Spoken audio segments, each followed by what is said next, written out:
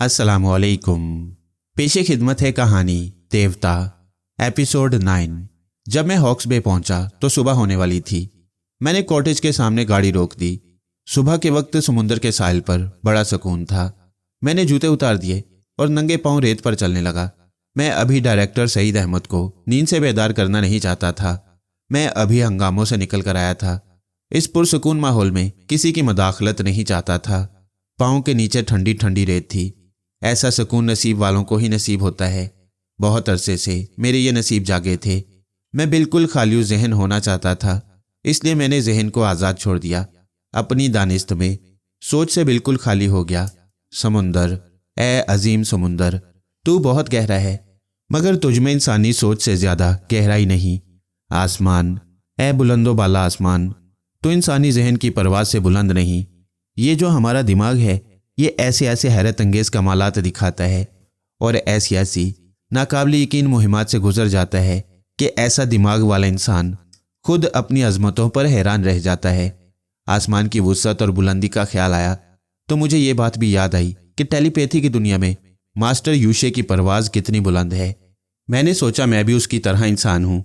क्या मैं उससे ज़्यादा बुलंदी पर परवाज़ नहीं कर सकता? ज़रूर कर सकता हूँ। इंसान कुछ करने पर आ जाए तो उसकी ज़िंदगी से नामुमकिन का लफ्ज़ मिट जाता है। मैं मंसूबे बनाने लगा कि इस इल्म की गहराई में और डूबना होगा, इतना डूबना होगा कि समुंदर अपनी गहराई से और आसमान अपनी बुलंदी से शर्मा जाए। मैं समझता था कि आज नहीं तो कल मास्टर यूशे जैसी हस्तियों से ज़रूर सामना होगा। समुंदर के साहिल पर मुतमईन बैठा हुआ था और उन अजीम 4 बड़े मास्टरों के मुतल्लिक सोच रहा था कि ना जाने वो कैसे हैरत अंगेज़ जुल्म से वाकिफ़ हैं और किस तरह मुझ तक पहुंचकर हैरान कर सकती हैं, बल्कि मुझे तबाह बर्बाद कर सकती हैं। ये सब कुछ सोचने के बाद मैं पालती मारकर रेत पर बैठ गया।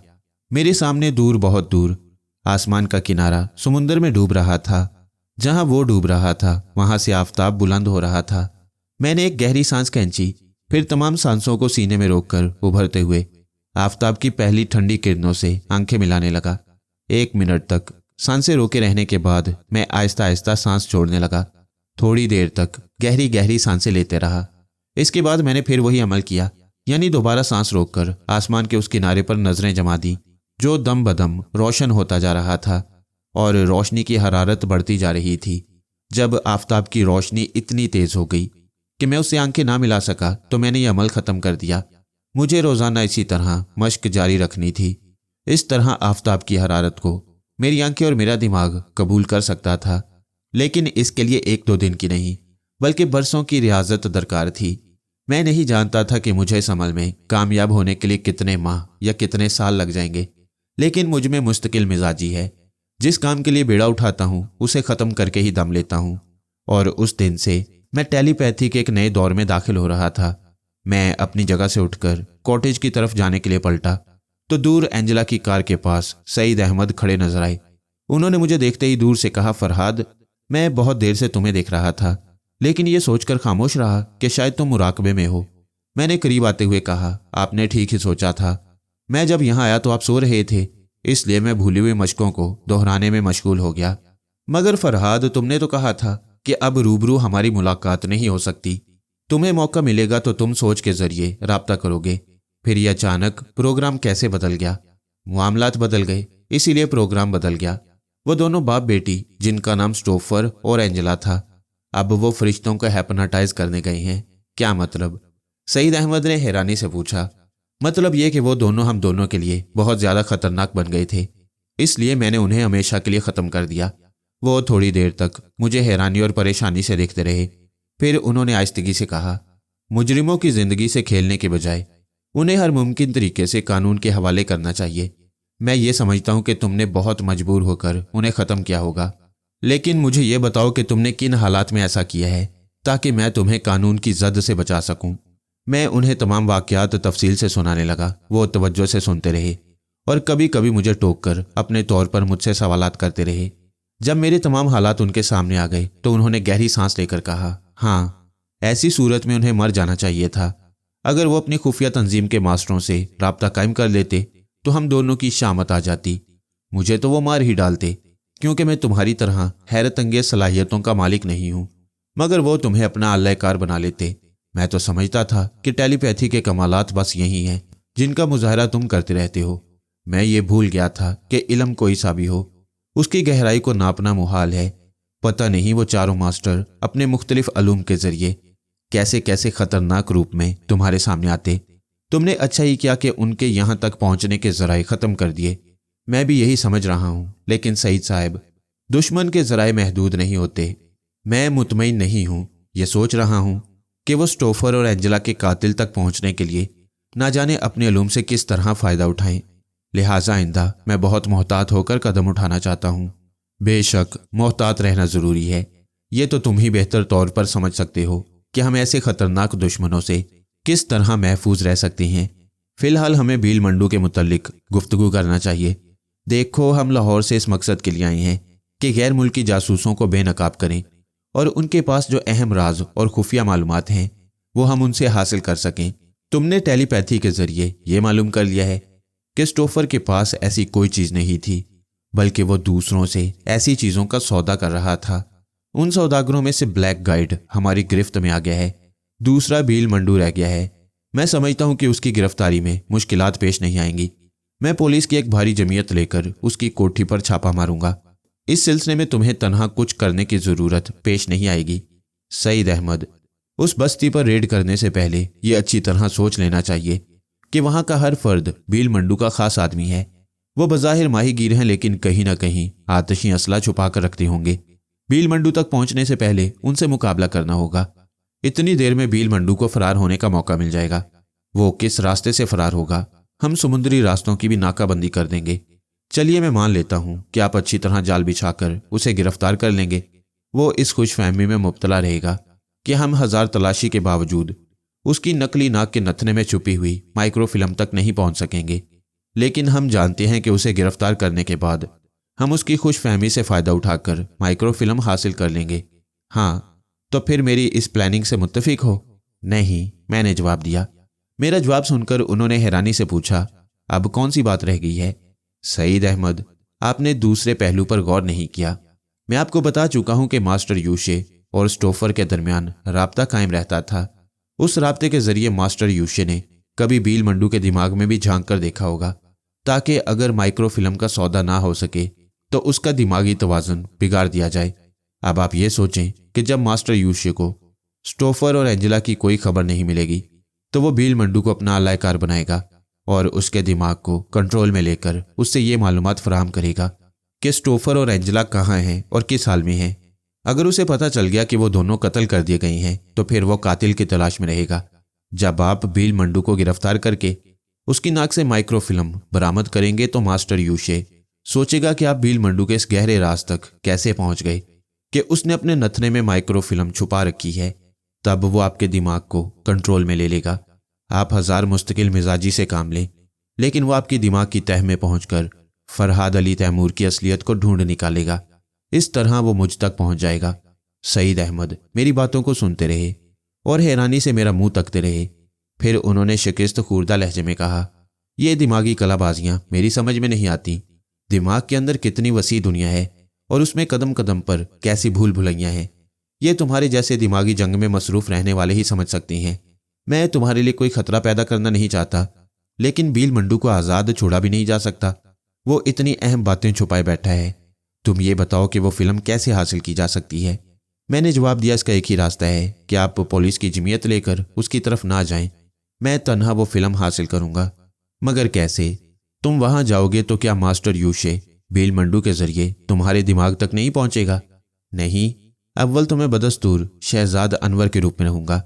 अपने दिमाग से फरहाद अली तैमूर की शख्सियत को वक्ती तौर पर भुला दूंगा। इतनी सलाहियतों के बावजूद मैं दूसरी चाल चलूंगा। वो क्या? उन्होंने बड़ी दिलचस्पी से पूछा। मैंने जवाब दिया, अगर मैं खुद ही बील मंडू की तरफ बढ़ूंगा तो वो इस ताक में बैठा होगा कि कौन इस माइक्रोफिल्म तक पहुंचता है। उस तक पहुंचने वाला ही स्टोफर और एंजेला का कातिल हो सकता है। इसलिए मैं उसकी तरफ नहीं बढ़ूंगा। कोई ऐसा तरीका इख्तियार करूंगा कि बील मंडू खुद मुझ में दिलचस्पी ले। उसके बाद भी अगर मुझे उसके नथने से वो फिल्म चुराने का मौका मिला तब भी मैं उसे नहीं निकालूंगा। जब वो रात को उससे सेफ में रखकर सोएगा तो मैं शहजाद अनवर लॉक ब्रेकर की हैसियत से सेफ को खोलूंगा। मेरा मकसद महज डाका डालना होगा। सेफ के अंदर की दौलत समेटते वक्त माइक्रोफिल्म भी दौलत के साथ मेरे बैग में आएगी। आप इस कॉटेज को मेरे लिए मखसूस कर दें। मैं चोरी करके यहाँ ले आऊँगा और बैग को उलटकर अपने मतलब की चीज़ें उठाऊँगा और माइक्रोफिल्म को एक बेकार सी चीज़ समझकर कोने में फेंक दूंगा। आप मेरे इस प्रोग्राम से वाकिफ रहेंगे कि मैं किस दिन चोरी का माल लेकर आ रहा हूँ। आप उसी के मुताबिक पुलिस की एक जमात लेकर मेरा पीछा करते हुए यहाँ तक आएंगे और मैं अपनी जान छुड़ाने के लिए चोरी का बहुत सा माल यहाँ छोड़कर फरार हो जाऊंगा। फिर आप बगैर किसी तरद्दुद के इस कॉटेज से माइक्रोफिल्म हासिल कर लेंगे। मेरा इतना लंबा प्रोग्राम सुनकर उन्होंने दोनों हाथों से अपना सर थाम लिया। फिर तारीफी नजरों से मुझे देखते हुए कहा, फरहाद, तुम्हें तो अजायब घर में रखना चाहिए। खुदा की कसम, अगर तुम्हारी ये प्लानिंग कामयाब हो गई तो मास्टर यूशे के फरिश्ते भी फरहाद अली तैमूर की असलियत को नहीं पहुंच सकेंगे। वो बहुत देर तक मेरी तारीफें करते रहे। मैंने अपनी जगह से उठते हुए कहा, पिछली रात मैंने पलक तक नहीं झपकाई है। आप मुझे सोने की इजाज़त दें और बराए मेहरबानी अंजला की कार को कहीं दूर छोड़ाएं ताकि उन दोनों के कत्ल से हमारा कोई ताल्लुक जाहिर ना हो। तुम फिक्र न करो, उनके कत्ल का ताल्लुक तुमसे है, लेकिन मैं ऐसी रिपोर्ट तैयार करूंगा कि तुम्हारा कत्ल करना कानून के लिए मुफीद साबित होगा। ये तो मैं जानता हूं कि आप मुझ पर आंच नहीं आने देंगे, लेकिन फिर ये भूल जाते हैं कि तफ्तीश के दौरान मास्टर यूशे हजारों मील दूर बैठा हुआ बिल मंडू की सोच के जरिए एक एक तफ्तीश करने वाले के जहन को पड़ेगा। फिर उसे बहुत सी बातों के साथ ये बात भी मालूम होगी कि एंजेला की कार कहाँ पाई गई थी। इसीलिए मैं चाहता हूं कि ये कार किसी वीराने में पाई जाए और इस गाड़ी का हमसे कोई ताल्लुक जाहिर ना हो। सईद अहमद ने सर हिलाकर कहा, नींद से तुम्हारी आंखों के पपोटे बोझल हो रहे हैं, इसके बावजूद तुम्हारा दिमाग कितनी दूर तक सोच रहा है। जाओ, अब सो जाओ। तुमने जो कुछ कहा है मैं उस पर अमल करूंगा। मैं कॉटेज के एक कमरे में आकर आराम से एक बिस्तर पर लेट गया। फिर अपनी आदत के मुताबिक तनवीमी मश्क के जरिए अपने दिमाग को कंट्रोल किया और उसे हदायत की कि ठीक 1 बजे मेरी आंख खुल जाए। इसके बाद मैं सो गया। खूब अच्छी तरह गहरी नींद सोने के बाद जब 1 बजे मेरी आंख खुली तो दिमाग बहुत ही हल्का फुल्का सा था। मैं बहुत सुकून महसूस कर रहा था। थोड़ी देर तक मैं बिस्तर पर लेटा समुद्र की लहरों का मुतरन्नम शोर सुनता रहा। बहुत देर तक गुस्ल करने के बाद जब कॉटेज की तरफ आया तो सईद अहमद आ चुके थे। वो मेरे लिए खाना और बहुत सा फल फ्रूट लेकर आए थे। मैं ताज़ा दम होकर खाने बैठ गया। वो अपनी कारकर्दगी की रिपोर्ट सुनाने लगे। उन्होंने वहां से कई मील दूर एंजेला की कार एक वीरान सड़क के किनारे छोड़ दी थी। सुबह 10 बजे सोसाइटी के थाने में किसी ने फ़ोन किया था कि मशहूर आलिम और पामिस्ट स्टोफर ग्रेस और उसकी बेटी को उनकी कोठी में किसी ने कत्ल कर दिया है। सईद अहमद ने अपना ख्याल जाहिर करते हुए कहा, मालूम होता है स्टोफर के किसी खास गाहक ने फ़ोन के जरिए इतला दी है। सुबह 10 बजे उसके कितने ही मोतकद उससे मिलने के लिए कोठी में जाया करते हैं। उनमें से किसी ने ये इतला पहुंचाई होगी। मैंने तायद में सर हिलाकर कहा, हाँ, ऐसा हो सकता है, लेकिन ऐसा भी हो सकता है कि मास्टर यूशे ने वहां तक इतला पहुंचाई हो। सईद अहमद ने कहा, तुम चौंकाने वाली बातें करते हो, लेकिन अब मैं हैरानी जाहिर नहीं करूंगा क्योंकि मैं समझ गया हूं कि तुम बहुत दूर तक सोचने के बाद ही कोई बात मुंह से निकालते हो। ठहरो, मैं तुम्हारी बातों को समझने की कोशिश करता हूं। जैसा कि तमाम हालात मेरे भी पेश नज़र हैं, उन्हें सामने रखकर मैं ये कह सकता हूं कि स्टोफर ने मामूल के मुताबिक आज सुबह मास्टर यूशे से दिमागी राब्ता कायम नहीं किया है। मास्टर यूशे को उसकी और एंजेला की फिक्र हो गई होगी। तुम्हारे ख्याल के मुताबिक उसने बिल मंडू से सोच के जरिए मालूम करने की कोशिश की होगी, क्योंकि वह 10 लाख में माइक्रोफिल्म देने के लिए तैयार नहीं था। उसके और स्टोफर के दरमियान ठन गई थी। पहले तो मास्टर यूशे ने यह सोचा होगा कि बिल मंडू ने ही स्टोफर को कत्ल किया है, लेकिन उसकी सोच पढ़ने के बाद उसे इत्मीनान हो गया होगा, चूंकि इस मुल्क में सिर्फ एक बिल मंडू ही ऐसा आदमी है जिसके जरिए मास्टर यूशे असल कातिल तक पहुंच सकता है। इसलिए उसने बिल मंडू के दिमाग में हलचल मचाकर उसे अपना आलय कार बनने पर मजबूर किया होगा। मैं ये तो नहीं जानता कि बिल मंडू जैसा खतरनाक फाइटर और जिद्दी इंसान किस तरह उसके काबू में आया होगा। ये तुम जैसे टेलीपैथी जानने वाले ही समझ सकते हैं। मेरी सोच बस यहीं तक है कि वो किसी भी तरह बिल मंडू से अपना काम निकालेगा। मैंने मुस्कुराते हुए तायद की, जी हाँ, मैं भी यही सोच रहा हूँ। मास्टर यूशे और उसकी तंजीम के दूसरे मास्टर बहुत ज़्यादा परेशान होंगे क्योंकि उनके 2 अहम मेंबर बैक वक्त कत्ल कर दिए गए हैं, और वो ये भी समझते होंगे कि उनके कत्ल में किसी मामूली कातिल का हाथ नहीं, कोई ऐसा शख्स वहां तक पहुंचा है जो स्टोफर की तरह जोड़ तोड़ का माहिर होगा। बहरहाल अब हमें इस पहलू पर गुफ्तगू करना चाहिए कि मैं बिल मंडू तक कैसे पहुंच सकता हूं या वो मेरी तरफ कैसे आ सकता है। सईद अहमद दिलचस्पी लेने के लिए अपनी कुर्सी पर सीधे होकर बैठ गए। मैंने उनसे पूछा, सबसे पहले आप ये बताएं कि इस बस्ती का नाम क्या है। जहां बील मंडू और उसके आदमी रहते हैं। उस बस्ती का नाम मोंगरी है। वो बहुत ही मुख्तसर सी एक साहली आबादी है।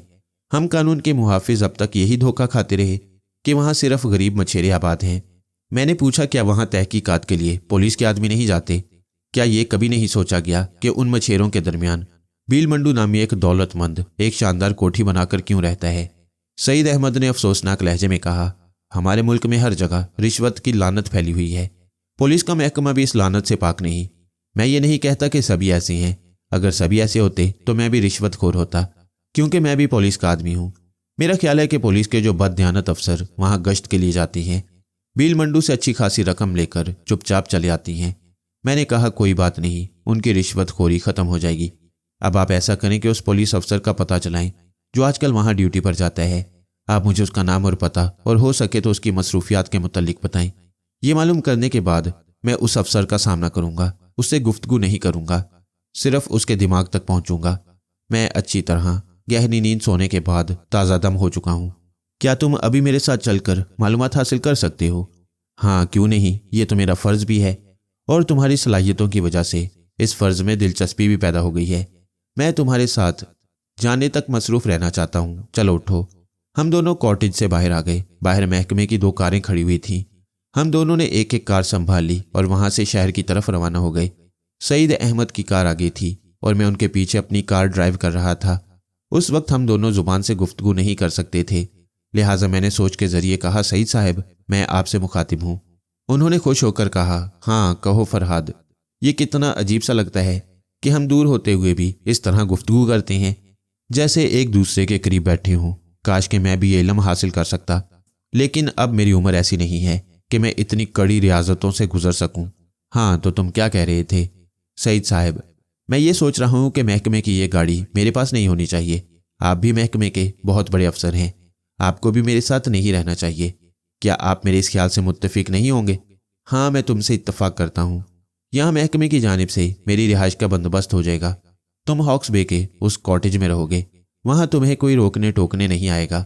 अब मैं तुम्हारे लाइन ऑफ एक्शन को अच्छी तरह समझ गया हूं।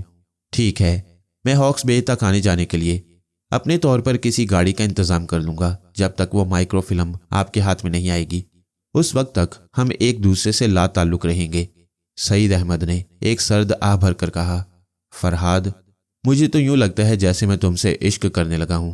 हाय, जुदाई की ये घड़ियां कैसे गुजारूंगा, हिजर की तड़प कैसे बर्दाश्त करूंगा। मैं उनकी जिंदा दिली पर कहके लगाने लगा।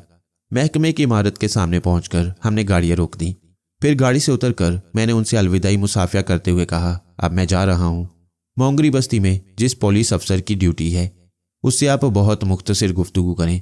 बील मंडू और मोंगरी बस्ती को अपनी गुफ्तगू का मौजू न बनाएं, बस इधर उधर की बातें करते रहें। मैं आपकी सोच के जरिए उस पुलिस अफसर के दिमाग तक पहुंच जाऊंगा, फिर खुद ही तमाम मालूमात हासिल कर लूंगा। उन्होंने मुझे बड़ी मोहब्बत और अकीदत से देखा। फिर वो पलटकर इमारत की तरफ चले गए। मैं वहां से पैदल चलता हुआ कोई ऐसी जगह तलाश करता रहा जहां इत्मीनान से बैठकर डायरेक्टर जनरल सईद अहमद के जहन में झांकता रहूं। कुछ दूर जाकर मुझे एक पार्क नजर आया। मैं वहां जाकर सीमेंट के एक बेंच पर बैठ गया। वो पार्क कभी बहुत खूबसूरत रहा होगा, लेकिन अब वो उजड़ सा गया था। पार्क के मुख्तलिफ गोशों और दरख्तों के साय में कितने ही लोग बैठे निहारी रोटी खा रहे थे और चरस का दम लगा रहे थे। यानी वो पार्क चर्चियों का गहवारा बन चुका था। ये अच्छा ही हुआ, सब अपने नशे में मस्त थे, कोई मेरी तरफ ध्यान देने वाला ना था। मैं सर झुकाकर सईद अहमद के दिमाग में झांकने लगा। इस वक्त वो अपने किसी जूनियर अफसर से गुफ्तगू कर रहे थे और उससे कह रहे थे, मैं लाहौर से यहाँ धर्मवीर ब्लैक गाइड के केस के सिलसिले में आया था। चूंकि अब स्टोफर कत्ल हो चुका है और मुझे मजीद मालूमात हासिल नहीं हो सकती, लिहाजा इस सिलसिले में आप लोग अपने तौर पर तफ्तीश करें। मैं 1 हफ्ते की छुट्टी लेकर इसी शहर में क्याम करना चाहता हूँ। आप मेरी रिहाइश का बंदोबस्त कर दें। अगर मेरी रिहाइश का बंदोबस्त किसी साहिल इलाके में हो तो बेहतर होगा। जूनियर अफसर ने उन्हें यकीन दिलाया कि वो किसी साहिल इलाके में उनकी रिहाइश का इंतजाम कर देगा। इसी सिलसिले में साहिली इलाकों का तज़किरा छिड़ गया। फिर ये तज़किरा मोंगरी की बस्ती तक पहुंच गया। मैं समझ रहा था कि सईद अहमद कितनी जहानत से मेरी मतलूबा मालूमात तक पहुंचने की कोशिश कर रही हैं। आध घंटे की गुफ्तगू में उन्होंने मालूम कर लिया कि उन दिनों मोंगरी की बस्ती में जिस पुलिस अफसर की ड्यूटी है उसका नाम नईम मिर्जा है। वो हालेजी थाने का इंचार्ज है। छोटे से थाने का इंचार्ज होने के बावजूद बहुत ज़्यादा दौलतमंद है। हमारे यहाँ इस बात की तफ्तीश नहीं की जाती कि एक मामूली अफसर के पास कार और कोठियाँ कहाँ से आ जाती हैं। वो अपनी एक शानदार कोठी में रहता है, अपनी कीमती कार में बैठकर दिन में एक बार थाने में जाता है और खाना पूरी करके वापस चला आता है। अक्सर शाम को शहर के बड़े बड़े होटलों और क्लबों में नजर आता है। सईद अहमद जब अपने जूनियर अफसर से गुफ्तगू करने के बाद वहां से उठकर जाने लगे तो मैंने उन्हें सोच के जरिए मुखातिब किया, सईद साहब, तमाम मालूमात मुझ तक पहुंच गई हैं। अब आप इत्मीनान रखें और 1 माह की छुट्टी लेकर आराम करें। मैं ज़रूरत के वक्त आपसे राब्ता कायम करूंगा। उसके बाद थोड़ी देर तक उनसे रस्मी गुफ्तगू होती रही। फिर मैंने सोचकर राब्ता ख़त्म कर दिया। जब मैंने सर उठाकर देखा तो मेरे सामने वही उजड़ा हुआ पार्क था और वो लोग थे जो इस पार्क की तरह अपनी जिंदगियों को उजाड़ रहे थे। जब मैं ये सोचता हूँ कि मेरे मुल्क में नशे का जहर किस तेज़ी से फैलता जा रहा है तो लाख जहानत के बावजूद ये समझ में नहीं आता कि इस जहर का तोड़ कैसे किया जाए। हुकूमत के जितने जिम्मेदार महकमे हैं, बारी बारी उन महकमों के अफसरों की इस्लाह की जाए, तभी शायद ये लानत ख़त्म होगी। क्योंकि कोई जहरीला नशा हो या जहरीली तहजीब हो, वो सब ऊंचे तबके से आती है। गरीब तबका तो सिर्फ अपनी गुर्बत से मजबूर होकर मुआवजे के लालच में इस जहर को फैलाने के लिए उनका आलयकार बनते हैं। उन्हें एक वक्त की रोटी और एक वक्त का नशा मिल जाए तो वो नशे की धुन में एक वक्त खाकर 2 वक्त फाके में गुजार लेती हैं और अंदर से खोखले होते रहती हैं। मैं ये सोच रहा था कि उसी वक्त एक नौजवान मैले कपड़े पहने मेरे करीब बेंच पर आकर बैठ गया। वो कभी कभी कनखियों से मेरी तरफ यूं देखता जैसे कुछ कहते हुए हिचकिचा रहा हो। मुझसे किसी के दिमाग की बात कैसे छुपी रह सकती है। मैंने मालूम किया कि वो एक बहुत अच्छा मोटर मैकेनिक है, मगर नशा करते करते सूख कर हड्डियों का ढांचा बनकर रह गया है। अब वो मोटर के किल पुर्जों को हाथ लगाता है तो नकाहत से उसके हाथ कांपने लगते हैं और दिमाग इसलिए काम नहीं करता कि हमेशा नशे की तलब रहती है। वो सोचता है कि ज़रा नशा मिल जाए तो काम करने के काबिल हो जाएगा, और नशा मिल जाता है तो हाथ पांव ढीले पड़ जाते हैं, फिर कोई काम करने के काबिल नहीं रहता। मैंने उसकी तरफ मुस्कुरा कर देखा ताकि वो दिल की बात कहने के लिए कुछ हौसला पैदा करे। वाकई मेरी मुस्कुराहट ने उसके अंदर हौसला पैदा किया। वो झिझकते हुए बोला, मैं काम की तलाश में मारा मारा फिरता हूँ। फाके करते करते मेरी ये हालत हो गई है। घर में एक बूढ़ी माँ है और जवान बहन है। मैंने बेरोजगारी के हाथों तंग आकर अपने मुतल्लिक सोचना छोड़ दिया है, मगर जवान बहन के बारे में कैसे ना सोचूं। अगर मैंने इज्जत व आबरू से उसे दुल्हन बना के रुखसत ना किया तो ना जाने क्या होगा। मैं गरीब हूँ और बहुत से गरीबों के घरों में झांक कर देख चुका हूँ। जो लड़कियां बड़ी उम्र तक ब्याही नहीं जाती, पहले उनकी आंखों से हया मरती है, फिर खानदान की इज्जत का ख्याल जहन से निकल जाता है। वह खुद को बेमसरफ समझती हैं और कूड़े करकट की तरह घर के दरवाजे से बाहर आ जाती हैं। फिर दरवाजे पर हवस की झाड़ू लगाने वाले उन्हें बटोर कर ले जाती हैं। मैं डरता हूं कि कहीं मेरे घर का वो कचरा भी सड़क पर ना आ जाए। मैंने उसकी तरफ गहरी आंखों से देखते हुए कहा, नशे की एक खूबी ये है कि इंसान तरंग में आकर लच्छेदार बातें करता है, जैसा कि तुम कर रहे हो। तुम नौजवान हो, अगर वाकई गैरतमंद होते तो अपने हुनर को चमकाने की कोशिश करते। मैंने बहुत अरसा पहले तुम्हें इसी शहर में एक मोटर मैकेनिक की हैसियत से देखा है। क्या ये गलत है कि तुम अपनी ज़रूरत से ज़्यादा कमा लिया करते थे? ये बात सुनते ही उसने नदामत से सर झुका लिया। मैंने उसे झूठ कहा था कि मैं उसे एक मोटर मैकेनिक की हैसियत से बहुत पहले देख चुका हूँ। ये सब तो मैंने उसकी सोच के जरिए मालूम किया था। उसने शिकस्त खुर्दा अंदाज में कहा, आप मुझे बेगैरत ना समझें। मेरी बीमारी ने मुझे इस काबिल नहीं छोड़ा है कि अब मैं कोई काम कर सकूं। तुम्हारी बीमारी ने नहीं, तुम्हारे नशे ने तुम्हें तबाह किया है। तुम शायद मुझसे किसी किस्म की मदद तलब करने आए हो, मगर दोगले बनकर आए हो। इस वक्त तुम्हारे जहन में नशे की तलब है और जुबान से अपनी बहन की जवानी का अलमिया पेश करके मुझे मुतासिर करना चाहते हो। क्या यह शर्म की बात नहीं है कि एक बहन जो अपनी इज्जत व आबरू की हिफाजत करती है, कई दिन के फाकों के बावजूद घर की 4 दीवारी में बैठी है, तुम सरेरा उसका तज़किरा ऐसे करते हो जैसे उसे चारा बनाकर अपने नशे की तलब पूरी करना चाहते हो। मेरी बात सुनते ही वो शर्मिंदगी से पहलू बदलने लगा। वो सोच रहा था, मैं क्या करूं, मैं बेगैरत नहीं हूं, लेकिन यह आदमी एहसास दिला रहा है कि मैं नशे की तलब में बेगैरत बन रहा हूं। मगर मैं क्या करूं? सुबह से एक कश लगाने के लिए अपने अंदर कई बार मर चुका हूं। अगर जल्द ही मुझे एक पुड़िया ना मिली या चरस का एक सिगरेट ना मिला तो मैं सचमुच मर जाऊंगा। क्या मैं मर जाऊं? लेकिन मरने के बाद ये जिंदगी नहीं मिलेगी, फिर ये नशे की जन्नत आबाद नहीं होगी। हाय, कैसा सुरूर आता है। एक कश लगाते ही मुर्दा जिस्म में जान आ जाती है। मैं इस जिस्म को मार दूं या गैरत को मार दूं? मेरा पड़ोसी दीनू अपनी गैरत को मार चुका है। वो अपनी जवान बेटी को कहीं ले जाता है और बड़ी बेफिक्री से 2-3 वक्त की रोटियां खाता है। उसकी जेब में हर वक्त चरस के सिगरेट होती हैं। दीनू मुझे भी यही मशवरा देता है। जब मेरी जेब में पैसे होते हैं या चरस का एक सिगरेट कहीं से मिल जाता है तो मुझे दीनू के इस मशवरे पर बड़ा गुस्सा आता है। कमीना मेरी बहन के बारे में ऐसी बातें करता है, लेकिन जब सुबह से शाम तक नशे के लिए मेरा बदन टूटने लगता है और मैं मरने लगता हूँ तो दीनू मुझे फरिश्ता नजर आता है और बहन घर में पड़ा हुआ कबाड़ नजर आती है जिसे किसी कबाड़ी के हाथ फरोख्त कर दिया जाए तो चरस के कितने ही सिगरेट और कितने वक्त की रोटियां नसीब हो जाएंगी। इस तरह माँ भी बुढ़ापे में फाके नहीं करेगी। बूढ़ी माँ पहले मुझे गालियां देगी, फिर पेट भरेगा तो दुआएं देगी। बदले हुए हालात के तहत इंसान की दोगली जुबान से इस तरह पहले गालियां और दुआएं निकलती हैं। वो सोच रहा था और मैं सुन रहा था। मैंने अपने आप से कहा, फरहाद अली तैमूर, तुम जो इंसानी दिमाग की दुनिया को कंगालते हो तो कभी इस दुनिया में भी कदम रखो जहां गुर्बत और भूख एक भाई को अपनी बहन का सौदागर बना देती है। टेलीपैथी सिर्फ हंगामों का नाम नहीं, ये ऐसा इल्म है कि इसके जरिए जंगालू दिमागों को मांझ कर चमकाया जा सकता है। क्या तुम इस्लाही कामों के लिए कदम नहीं उठा सकते? ये ख्यालात मेरे दिमाग में आए तो मैं सोचने लगा कि किस तरह इस नौजवान को नशे की लत से बचाया जा सकता है। इसके लिए ज़रूरी था कि मैं इसके दिमाग में झांक कर देखूं कि नशे की तलब इसे किस तरह परेशान करती है, और मैं रह रहकर इसके दिमाग को पढ़ रहा था।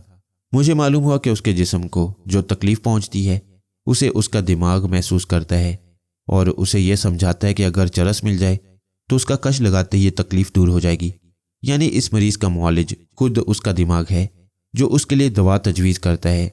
अगर ये मुआलिज कोई दूसरी दवा तजवीज़ करे और उसे इत्मीनान दिलाए कि वो शिफा पा रहा है और उसके जिस्म में जो दर्द और ईंठन है वो रफ्ता रफ्ता दूसरी दवा के इस्तेमाल से ख़त्म होती जा रही है, तो शायद ये नौजवान इस तरह राह रास्त पर आ जाए। अगर नशे की तलब में ज़रा भी कमी हुई तो उसकी गैरत मुर्दा नहीं हो पाएगी। ये सोचकर मैंने उससे कहा, इस दुनिया में हर मर्ज का इलाज हो जाता है। तुम भी नशे के मरीज हो। क्या तुमने कभी इस मर्ज को दूर करने की कोशिश की है? हाँ, कभी कभी सोचता हूँ, लेकिन नशे की तलब इतनी शदीद होती है कि इलाज करना हमाकत नजर आता है। ये बुरी बात है। इंसान को मस्बत पहलू पर भी गौर करना चाहिए। मगर तुम मेरे साथ ताउन करो तो मैं तुम्हारी ज़रूरतें भी पूरी करूँगा और तुम्हारी नशे की लानत को भी ख़त्म कर दूंगा। उसने एहसानमंदी से कहा, इससे अच्छी बात और क्या हो सकती है। मेरी ज़रूरतें भी पूरी हो जाएंगी और नशे की तलब से भी निजात मिल जाएगी। आपका एहसान मैं ज़िंदगी भर नहीं भूलूंगा। मैंने अपनी जेब से 100 के 5 नोट निकाले। 500 रुपये देखकर उसका मुंह और उसकी आंखें हैरत से फैल गईं। वो ललचाई हुई नज़रों से इन नोटों को देखने लगा और सोचने लगा, खुदाया तेरा लाख लाख शुक्र है। पैसे मिलते ही मैं चरस के सिगरेट का पूरा पैकेट खरीदूंगा, फिर अपनी बहन के लिए जोड़ा खरीदूंगा। माँ जी कितने दिनों से बीमार हैं, किसी अच्छे डॉक्टर से इलाज कराऊंगा। घर वाले 3 वक्त की रोटियां खाएंगे और मैं कई दिनों तक बेफिक्री से सिगरेट के कश लगाता रहूंगा। मैंने मुस्कुराकर बड़े बड़े नोट उसे दिखाते हुए कहा, मैं एक शर्त पर तुम्हें ये रुपए दूंगा। वो दोनों हाथों को इस तरह मलने लगा जैसे नोटों को झपटने के लिए बेचैन हो। उसने जल्दी से कहा, मुझे आपकी हर शर्त मंजूर है। मैं आपका खादिम हूँ, आप जो कहेंगे वो करूँगा। तुम मेरे खादिम नहीं मेरे भाई हो और तुम्हारी बहन मेरी बहन है। अगर तुम मेरी एक बात मान जाओ तो बड़ी धूमधाम से बहन की शादी कर सकोगे। तुम्हारी जिस्मानी कुव्वत भी बहाल हो जाएगी और तुम दोबारा मोटर मैकेनिक की हैसियत से एक खुशगवार जिंदगी गुजार सकोगे। मुझे मंजूर है। बताइए आपकी शर्त क्या है? शर्त यह है कि कल सुबह तक तुम चरस को हाथ न लगाना। मैं सिर्फ सुबह तक तुम्हें रोक रहा हूँ। क्या ये 500 रुपये लेकर तुम सिर्फ 16 घंटे तक नशे की कमी बर्दाश्त नहीं कर सकते? कभी कभी मजबूरी की हालत में मैंने तमाम दिन नशे के बगैर गुजार दिया है। मैं आपसे किया हुआ वादा निभाऊंगा और 16 घंटे तक सब्र करूंगा। मैंने 500 रुपये उसके हाथ पर रख दिए। उसने रुपए लेते ही मेरे घुटनों को पकड़ लिया और बोला, मैं किस जुबान से आपका शुक्रिया अदा करूं? खुदा की कसम मैं सुबह तक चरस को हाथ नहीं लगाऊंगा। तुम्हारा नाम क्या है? मोहम्मद असलम। अच्छा मोहम्मद असलम, अब तुम जाओ, यहाँ से जाओ। सबसे पहले अपने लिए और अपनी बहन के लिए कपड़े खरीदो, घर के लिए राशन लो और कल सुबह तक अपने दिमाग में नशे के खिलाफ लड़ते रहो। खुदा तुम पर रहम करने वाला है। वो अपनी जगह से उठकर बड़े अदब से मुझे सलाम करते हुए रुखसत हो गया। मैं पार्क से निकलकर सड़क पर आया और वहां से एक टैक्सी में बैठकर उस कोठी की तरफ रवाना हो गया जहां थाने का इंचार्ज नईम मिर्जा रहता था। टैक्सी की पिछली सीट पर आराम से बैठने के बाद मैं असलम चर्सी के दिमाग को पढ़ने लगा। वह शहर के किसी फुटपाथ पर चल रहा था। चलते वक्त उसके कदम लड़खड़ा रहे थे क्योंकि उसका दिमाग डगमगा रहा था, कभी नशे की तरफ और कभी राशन कपड़े की तरफ। उसकी एक सोच कह रही थी कि अपने मोहसिन के साथ किया हुआ वादा निभाना चाहिए, सबसे पहले कपड़ा और राशन खरीदकर घर पहुंचना चाहिए। और उसकी मनफी सोच कह रही थी वो 500 रुपये देने वाला कोई अहमक था, उसने इतनी बड़ी रकम देकर मेरा पता भी नहीं पूछा।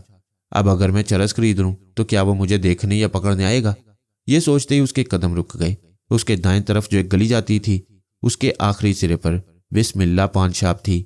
नाम अल्लाह का था और इस अजीम नाम के साइन बोर्ड के पीछे चोर दरवाजे से चरस के सिगरेट मिलते थे। वो गली की तरफ मुड़ गया। जब वो गली में दाखिल हुआ तब मैंने उसकी मस्बत सोच में कहा, मैं कहाँ जा रहा हूँ? मुझे ये सोचना चाहिए कि अल्लाह ताला जब अपनी रहमतें नाजिल करता है तो वसीले के तौर पर किसी इंसान को फरिश्ता बनाकर भेजता है। शायद इसीलिए उस फरिश्ते ने मेरा पता भी नहीं पूछा, चुपचाप अल्लाह के दिए हुए 500 रुपये मुझे देकर चला गया। अगर मैं सिर्फ 16 घंटे सब्र कर लूं तो कौन सी क़यामत टूट पड़ेगी? ये सोचते ही उसके कदम रुक गए। उसी वक्त उसकी मनफी सोच ने कहा, बेवकूफ़, मैं खाने के दर पर आकर तौबा तोड़ता है, जब आ ही गया है तो सिगरेट खरीद ले। ठीक है, 16 घंटे तक कश ना लगाना। लोग बैंकों में आइंदा ज़रूरत के लिए पैसे जमा करते हैं, तू जेब के लॉकर में सुबह के लिए सिगरेट महफूज कर ले, तेरा वादा भी रहेगा और सिगरेट भी तेरी तसल्ली के लिए मौजूद रहेंगे। फिर वो बिस्मिल्लाह पान शॉप की तरफ बढ़ने लगा। मैंने उसकी मस्बत सोच में कहा, अगर अल्लाह ताला मेरी मदद करना ही चाहता है तो वही मुझे बिस्मिल्लाह पान शॉप तक जाने से रोकेगा। मैंने उसकी मस्बत सोच में ये कहते ही अचानक एक झटके से फिर कहा, अरे बाप रे, मेरे घुटने कांप रहे हैं, मैं गिर रहा हूँ। मेरी सोच ने इतनी कुव्वत से कहा कि अचानक ही उसके कदम लड़खड़ा गए। वो सोच के खिलाफ कैसे चल सकता था, इसीलिए बदहवास होकर गिर पड़ा। उस वक्त उसकी हालत अजीब सी थी। वो खौफ से थर थर कांप रहा था क्योंकि गिरने से पहले उसे वार्निंग मिल चुकी थी कि अगर अल्लाह ताला को उसे राह रास्त पर लाना मकसूद है तो वो चरस के अड्डे तक नहीं पहुंच सकेगा। और वो ना पहुंच सका, लड़खड़ा कर गिर पड़ा। ऐसी सूरत में उसके दिल पर दहशत कैसे तारी ना होती, उसके दिल में ईमान कैसे रोशन ना होता। वो तौबा तौबा करते हुए उठ गया, फिर तेज कदमों से चलता हुआ उस गली से बाहर आ गया। अब वो मुस्तकिल मिजाजी से सोच रहा था कि इन 500 रुपयों से सिर्फ वही चीजें खरीदेगा जो जिंदगी के लिए जरूरी होती हैं। चरस जिंदगी के लिए नहीं, मौत के लिए जरूरी है, वो सोच रहा था। उस अजनबी फरिश्ते ने मुझे सिर्फ सुबह तक सब्र करने के लिए कहा है, लेकिन इस गायबाना ठोकर से मुझे इबरत हासिल करनी चाहिए। मैं कोशिश करूंगा कि नशे की किसी चीज को हाथ ना लगाऊं। अल्लाह ताला की मदद शामिल हाल है, इसीलिए मैं अपनी कोशिश में कामयाब हो जाऊंगा। वो बड़ी मुश्किल मिजाजी से सोच रहा था, लिहाजा मैं कुछ देर के लिए उसकी तरफ से मुतमईन हो गया कि वो मेरे 500 रुपये ज़ाया नहीं करेगा। टैक्सी तेज़ रफ्तारी से चलती हुई मंजिल मकसूद तक पहुंच गई। मैं टैक्सी का पिछला दरवाज़ा खोलकर बाहर आया, बिल अदा किया, फिर आहिस्ता आहिस्ता चलता हुआ उस कोठी की तरफ जाने लगा जहां इंस्पेक्टर नईम मिर्ज़ा रहता था। मैं कोठी के सामने पहुंच गया, लेकिन ये नहीं जानता था कि नईम मिर्ज़ा मौजूद है या नहीं, क्योंकि वो मेरे लिए मुकम्मल अजनबी था। इसलिए यह ज़रूरी था कि उससे दिमागी राब्ता कायम करने के लिए उससे बराह रास्त मुलाकात करता या किसी दूसरे शख्स को वास्ता बनाकर उसके दिमाग तक पहुंचता। इसके लिए मुझे बहुत देर तक कोठी के सामने वक्त ज़ाया करना पड़ा। करीब एक पठान का होटल था। मैं वहां बैठकर चाय पीता रहा और सिगरेट के कश लगाता रहा। शाम हो रही थी, रात का अंधेरा आहिस्ता आहिस्ता पांव फैला रहा था। उसी वक्त मैंने देखा कोठी से एक मोटी सी और भद्दी सी औरत बाहर आ रही थी। मैं होटल से निकलकर फुटपाथ पर आ गया। उस मोटी औरत का रुख मार्केट की तरफ था। मैं भी आहिस्ता आहिस्ता उसी तरफ जाने लगा। वो छोटी सी मार्केट थी, लेकिन वहाँ बड़े लोगों के लिए बड़ी महंगी चीज़ें फरोख्त होती थी। वो मोटी सी औरत एक दुकान पर पहुंचकर मेकअप का सामान खरीदने लगी। वो इतनी मोटी और भद्दी थी कि उस पर मेकअप की तह चढ़ने के बाद कुछ और मोटी हो जाती। वो अपनी जवानी में खूबसूरत रही होगी, लेकिन दौलत के अफराद ने उसे अजीब टेढ़े मेढ़े अंदाज में फैला दिया। वो सामान खरीदते वक्त बार बार आईने में देखती और अपने हुस्ने जहां सोच को देखकर मुस्कुराने लगती थी। फिर उसी आईने में उसने मुझे देखा। हम दोनों की नजरें टकराईं तो उसकी नजरें मुझ पर जमकर रह गईं, क्योंकि मैं फौरन ही उसकी सोच में कह रहा था, हाय कितना खूबरू नौजवान है। मुझ में अब भी इतनी कशिश है कि वो मुझे देख रहा है।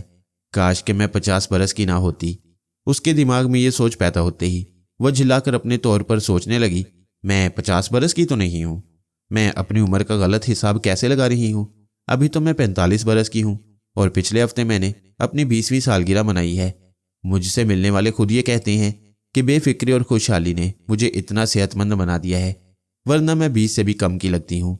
लोगों को इसलिए मेरी कम उम्री का यकीन आ जाता है कि मेरा शौहर नईम मिर्ज़ा मुझसे 10 बरस बड़ा है, क्योंकि शादी से पहले मैंने उसे जो अपनी उम्र 14 बरस बताई थी। जब शौहर कम उम्र हो तो लोग खुद ही हिसाब लगा लेती हैं कि बीवी की उम्र कितनी कम होगी। वो कभी लिपस्टिक के शेड्स पसंद करती रही और कभी आईने में मुझे देखकर अपनी उम्र के मुतल्लिक सोचती रही। मुझे भला उसकी उम्र से क्या लेना था, मैं दुकान से बाहर आ गया। ऐसी औरत से इश्क करने का सवाल ही पैदा नहीं होता जो मशरिक मगरिब शुमाल जनूब की तरह यकसां फैली हो। मेरा मकसद हल हो चुका था। नईम मिर्ज़ा से दिमागी राब्ता कायम करने के लिए मैंने उसकी ट्रक नुमा बीवी को वास्ता बना लिया था। वहां से मैं फिर एक टैक्सी में बैठकर होटल दिलशाद में आया और वहां एक कमरा किराए पर अपने लिए हासिल कर लिया। मैं हॉक्स बे की तरफ वापस नहीं जाना चाहता था, इसलिए कमरे में आकर मैंने दरवाजे को अंदर से बंद किया। फिर बिस्तर पर आराम से लेटकर उस मोटी औरत की सोच को पढ़ने लगा। वो शॉपिंग के बाद अपनी कोठी में आ गई थी और अपने कमरे में पहुंचकर अपने जिस्म की चर्बी पिघलाने के लिए वर्जिश कर रही थी। नईम मिर्ज़ा मौजूद नहीं था, इसलिए मैंने उसकी सोच से राब्ता ख़त्म कर दिया और दिमाग की स्क्रीन पर असलम को देखने लगा। वो बहुत सारे कपड़े खरीदकर अपने घर पहुंच गया था और अपनी माँ को बता रहा था कि किस तरह एक फरिश्ते से उसकी मुलाकात हुई। उसकी माँ मुझे नहीं जानती थी, लेकिन मुझे दुआएं दे रही थी। उसकी बहन नए नए कपड़े देख देख कर खुश हो रही थी और असलम बार बार अहद कर रहा था कि अब वो नशे को हाथ नहीं लगाएगा। आज से पहले उनके घर में ऐसी ईद कभी नहीं आई थी। मैं सोचने लगा कि इस दुनिया में कोई बात नामुमकिन नहीं। इंसान अगर मुस्तकिल मिजाजी से कोशिश करे तो अपने जहन और अपनी सोच को भी बदल सकता है। वो मेरे लिए भी ईद का मौका था, क्योंकि मैंने अपने इल्म के जरिए एक खानदान को तबाह होने से बचा लिया। 1 घंटे बाद जब मैंने उस मोटी औरत के जहन में झांक कर देखा तो वो नईम मिर्ज़ा से गुफ्तगू कर रही थी, बल्कि उससे झगड़ा कर रही थी। उसे इस बात की शिकायत थी कि नईम मिर्ज़ा पुलिस इंस्पेक्टर होने के बावजूद भी अब लंबे हाथ क्यों नहीं मारता। आमदनी नहीं बढ़ेगी तो नए मॉडल की कार कहाँ से आएगी। नईम मिर्ज़ा ने उसे जवाब दिया, नौशाबा, तुम हमेशा यही झगड़ा लेकर बैठ जाती हो। हमें मोंगरी की बस्ती से इतनी रकम मिलती है कि कहीं और हाथ मारने की ज़रूरत ही नहीं पड़ती। दानिशमंदी यही है कि एक जगह से बड़ा हाथ मारा जाए और बाकी दूसरी जगहों पर ईमानदारी से काम किया जाए। मुझे अपने सर्विस रिकॉर्ड का भी तो ख्याल करना पड़ता है। तुम कानून के मुहाफिज हो, मगर कभी कानून की गिरफ्त में आओगे तो ये पुलिस की मुलाजमत तुम्हारे किसी काम नहीं आएगी। ये जो तुम्हारी ऊपरी आमदनी है यही हमारे काम आएगी। रिटायर होने के बाद हुकूमत तुम्हें कोई खजाना तो नहीं दे देगी। भील मंडू का एहसान मानो कि उसने हमारी काया पलट दी है। नौशाबा, तुम नहीं समझती हो कि हालात किस तरह बदल जाते हैं। हमारी काया पलटने वाला भील मंडू आज खुद भी उलट पलट कर रह गया है। आज सुबह 8 बजे से उसका दिमागी तवाज़ुन बिगड़ गया है। क्या वाकई? नौशाबा ने हैरानी से पूछा। हाँ, आज सुबह अचानक ही वो पागलों जैसी हरकतें करने लगा। उसके बॉडीगार्ड ने मुझे बताया कि वो पहले बड़ी खामोशी से अपने सर को झटकता रहा। गार्ड ने परेशानी की वजह पूछी तो वो परेशान होकर कहने लगा, पता नहीं मेरे दिमाग में कैसी कैसी बातें आ रही हैं। मैं इन बातों को दिमाग से झटकना चाहता हूँ, लेकिन मेरे मिजाज और मेरी मर्जी के खिलाफ अजीब सी सोचें उभर रही हैं। ये कहकर वो बहुत देर तक इधर उधर टहलता रहा और अपने सर के बालों को मुट्ठी में जकड़कर चीखता रहा कि उसके दिमाग में ये कैसी गड़बड़ हो रही है। फिर रफ्ता रफ्ता उसकी हालत बिगड़ने लगी। वो कमरे की चीज़ें उठाकर इधर से उधर फेंकने लगा और चीख चीख कर कहने लगा, मैं कभी ये यकीन नहीं कर सकता कि मुझ पर जिन्नात का साया पड़ गया है। मैं आहनी दिमाग का मालिक हूँ, मगर ना जाने इस दिमाग की चूलें हिल रही हैं। वो बराबर झुंझलाकर कमरे की चीज़ों को तोड़ता फोड़ता रहा। उसके गार्ड ने उसे रोकने की कोशिश की तो भील मंडू ने उसे उठाकर कमरे से बाहर फेंक दिया। इसके बाद उसने दरवाजे को अंदर से बंद कर लिया। 2 घंटे बाद जब मैं वहां पहुंचा तो उसके कमरे में खामोशी थी। मैंने दरवाजे पर दस्तक दी तो उसने गुर्रा कर कहा, चले जाओ यहां से, मुझे डिस्टर्ब ना करो। मैंने दोबारा दस्तक देते हुए कहा, दरवाज़ा खोलो, मैं इंस्पेक्टर नईम मिर्ज़ा हूँ। मेरा नाम सुनते ही उसने दरवाज़ा खोल दिया। मैंने कमरे में पहुंचकर देखा, उसके बाल बिखरे हुए थे और कपड़े फटे हुए, आंखें वहशत ज़दा थीं। उसने दरवाज़ा बंद करके एक इजी चेयर पर बैठते हुए कहा, मिस्टर नईम, मैं बहुत परेशान हूँ। ये मैं सुन चुका हूँ और इसीलिए खैरियत दरियाफ्त करने आया हूँ। वो एक गहरी सांस लेकर बोला, मुझे खुद पर बड़ा नाज है। मैं अपने मुकाबिल आने वाली बड़ी से बड़ी कुव्वत को कुचल कर रख सकता हूँ, लेकिन अब मैं महसूस कर रहा हूँ कि कोई अनदेखी कुव्वत मेरी सलाहियतों का मजाक उड़ा रही है और मुझे अपना महकूम बनाना चाहती है। भील मंडू हुकूमत करने के लिए पैदा हुआ है।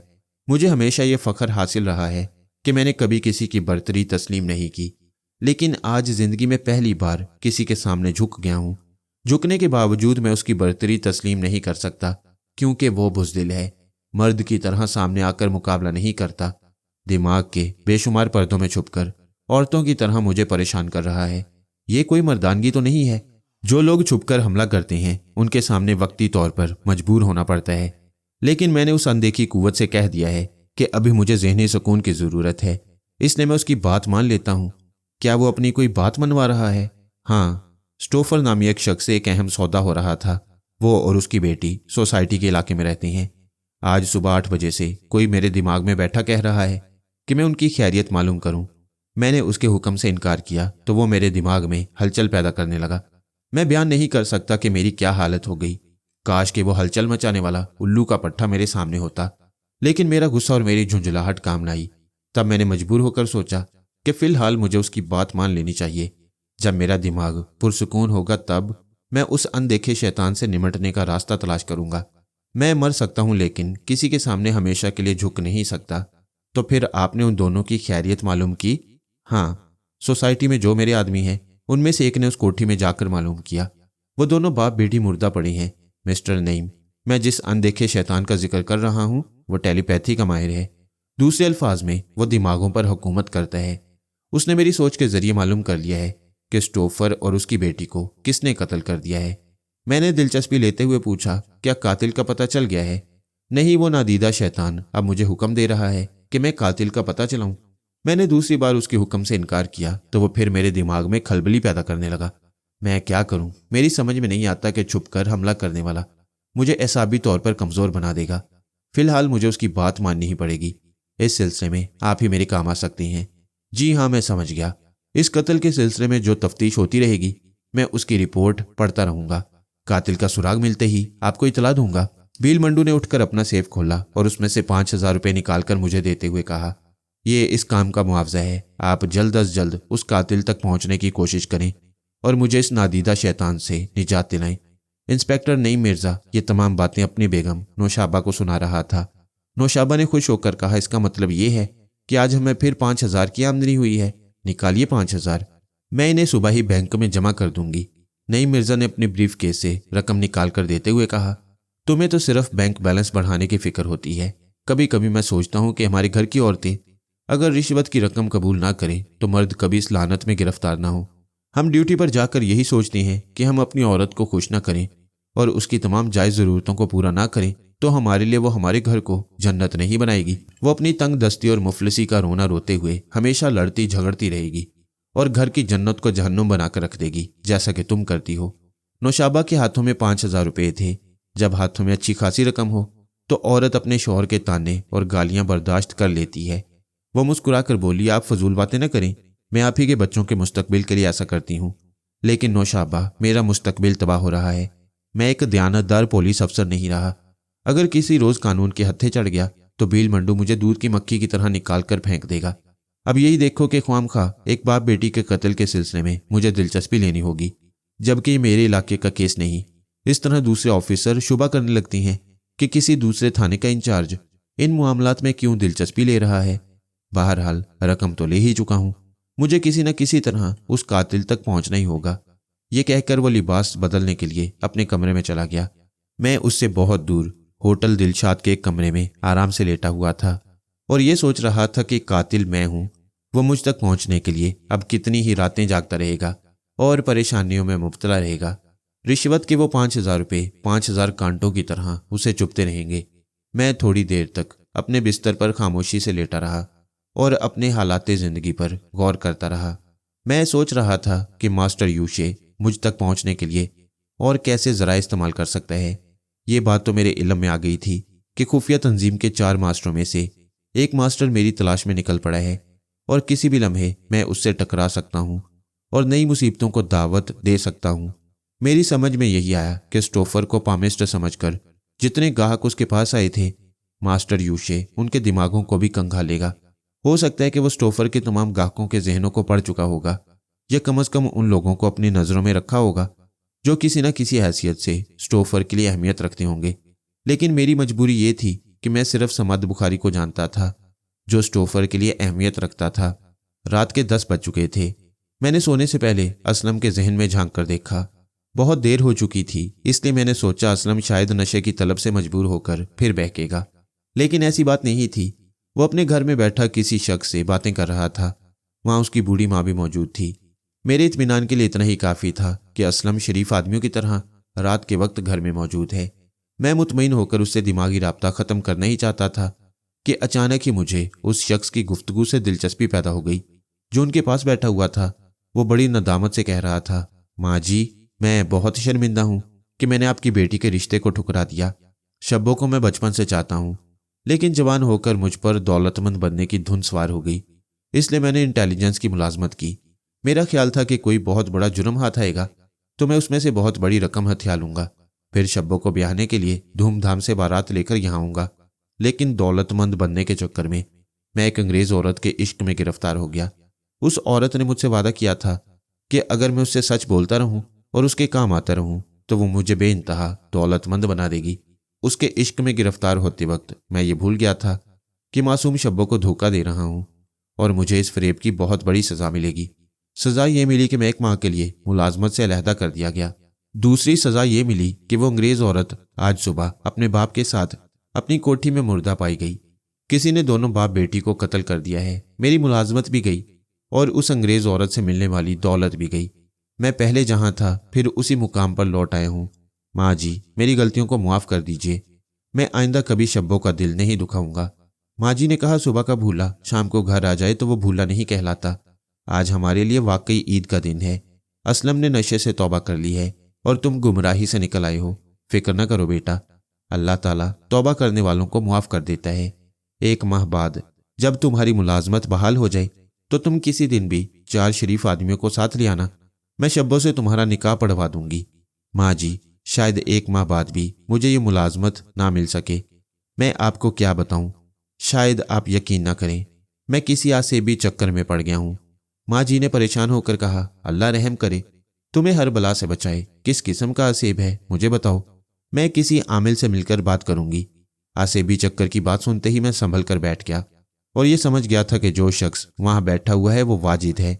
वही वाजिद जिसे मैंने सबसे पहले स्टोफर के पास भेजा था ताकि वो स्टोफर और एंजेला के मुत्तल्लिक मालूमात हासिल करे। वहां पहुंचते ही वो एंजेला के इश्क में गिरफ्तार हो गया और उसके जरिए दौलतमंद बनने की खातिर इंटेलिजेंस की मुलाजमत छोड़ने के लिए तैयार हो गया। दोनों बाप बेटी ने उसे कहा था कि वो किसी तरह फरहाद से मुलाकात करे और परसों से वो मेरी तलाश में भटक रहा था। मैं पूरी तवज्जो से वाजिद के जहन में झांकने लगा। वो माँ जी से कह रहा था, माँ जी, जिस औरत का मैं जिक्र कर रहा हूँ वो और उसका बाप किसी तरह का रूहानी अमल करते थे और वो औरत आग के शोलों में खड़ी होकर लोगों को उनके दिलों का हाल बताती थी और मुस्तकबिल की पेशगोइयां करती थी। अब कत्ल होने के बाद उसकी रूह भटक रही है और वो अब मेरे दिमाग को परेशान कर रही है। पहले तो उसने मुझसे कहा कि मैं तुम्हारी एंजेला हूँ। मैं जिस्मानी तौर पर मरते ही अपने आप को भूल गई हूँ। बहुत सी बातें मुझे याद नहीं रही। तुम इसलिए याद हो कि मैं तुमसे सच्ची मोहब्बत करती हूँ। अगर तुम्हारे दिल में अब भी मेरी मोहब्बत है तो मुझे बताओ कि मेरी जिंदगी में किस शख्स को मुझसे दुश्मनी थी। माँ जी, ये आवाज़ें बार बार मेरे जहन में आने लगी तो मुझे यकीन हो गया कि वाकई अंजला की रूह मुझसे मुखातिब है। लेकिन अब मुझे अंजला से कोई दिलचस्पी नहीं थी। मैं ये जानता हूँ कि डायरेक्टर सईद अहमद और उनके एक गहरे दोस्त फरहाद अली दोनों बाप बेटी के पीछे पड़े हुए थे और उन्हें मुजरिम साबित करना चाहते थे। फरहाद के मुतल्लिक मैं ज़्यादा नहीं जानता, लेकिन एक बार मैंने फरहाद और सईद अहमद की गुफ्तगू सुनी थी। सईद अहमद की बातों से इतना मालूम हुआ कि फरहाद बहुत खतरनाक आदमी है। किसी मुजरिम के पीछे पड़ जाता है तो उसे जहन्नुम में पहुंचाकर छोड़ता है। शायद उसी ने दोनों बाप बेटी को जहन्नुम में पहुंचाया है। उसकी हरकतों से भी यह जाहिर होता है, क्योंकि मुझे स्टोफर के पास भेजने के बाद वो सईद अहमद के साथ गायब हो गया था। मैं एंजेला की ख्वाहिश के मुताबिक उसे तलाश न कर सका। शायद वो उसी वक्त से दोनों बाप बेटी के पीछे पड़ गया था। मैं ये तमाम बातें एंजेला की रूह को नहीं बताना चाहता था, मैं सिर्फ सोच रहा था। इतने में एंजेला की रूहानी आवाज़ ने मुझसे कहा, रूहें दिमाग को पढ़ लेती हैं। तुम्हारी सोच के जरिए मुझे पता चल गया है कि फरहाद ही मेरा कातिल हो सकता है। अब मैं हुक्म देती हूँ कि उसे फौरन तलाश करो। मैंने उसके हुक्म से इनकार किया तो अचानक मेरी खोपड़ी के अंदर जैसे जलजला आ गया। कभी गिरता था, कभी संभलता था, कभी मेरा दिमाग मुझे दीवार से सर टकराने के लिए कहता था और मैं बेख्तियार दीवार से टकरा जाता। जरा सी देर में मुझ पर ऐसी वहशत सवार हुई कि मैं चीख चीख कर उसके हुक्म की तामील के लिए तैयार हो गया। और सोचने लगा कि मैं किस तरह फरहाद को तलाश कर सकता हूँ। सिर्फ एक ही रास्ता था कि मैं इंटेलिजेंस के दफ्तर में जाकर किसी तरह डायरेक्टर जनरल सईद अहमद से मिलने की कोशिश करूं। लेकिन दफ्तर में मेरा दाखिला बंद था। मेरी सोच को पढ़ते ही एंजेला की रूह ने कहा, तुम फिक्र न करो, सुबह दफ्तर के बाहर जाकर खड़े हो जाओ। दफ्तर का कोई ना कोई अफसर बाहर आता जाता होगा। जब कोई अफसर बाहर आए तो तुम उसे मुखातिब करके सिर्फ सलाम करना। जैसे ही वो तुम्हें देखकर सलाम का जवाब देगा, मेरी रूह उस अफसर के दिमाग में घुस जाएगी। फिर मैं तुम्हारा पीछा छोड़ दूंगी और उस अफसर के जरिए डायरेक्टर सईद अहमद तक पहुंच जाऊंगी। मुझे यकीन है माँ जी, कल सुबह जब मैं उस रूह के हुक्म के मुताबिक इंटेलिजेंस के किसी अफसर को सलाम करूंगा तो एंजेला की रूह हमेशा के लिए मेरा पीछा छोड़ देगी। वाजिद की ये सोच पड़ते ही मैं उलझन में गिरफ्तार हो गया। उस वक्त मैं होटल के कमरे में तन्हा था और मैं बंद कमरों में अपने तौर पर महफूज था। लेकिन यह भी देख रहा था कि मास्टर यूशे कैसे कैसे रूप बदल कर मुझ तक पहुंचने की कोशिश कर रहा है। पहले वो भील मंडू के लिए नादीदा शैतान बना, फिर वाजिद के दिमाग में एंजेला की रूह का ड्रामा खेलने लगा।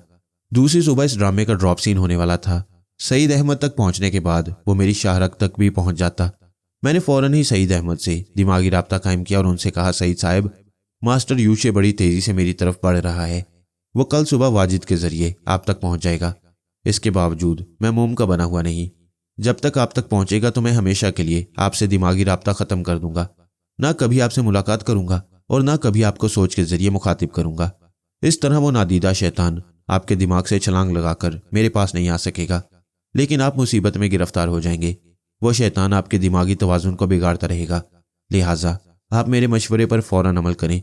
आप 1 माह की छुट्टी ले ही चुके हैं, इसलिए आप किसी को बताए बगैर कहीं रूपोश हो जाएं। आप इस वक्त जहां हैं वहां से फौरन निकल जाएं, ताकि आपका कोई रिश्तेदार या दफ्तर का कोई शख्स आप तक ना पहुंच जाए।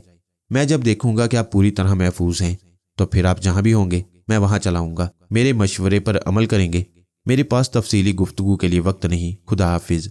उनसे राब्ता खत्म करने के बाद मैंने एक सिगरेट सुलगाया और उसके कश लगाता हुआ बेचैनी से टहलने लगा।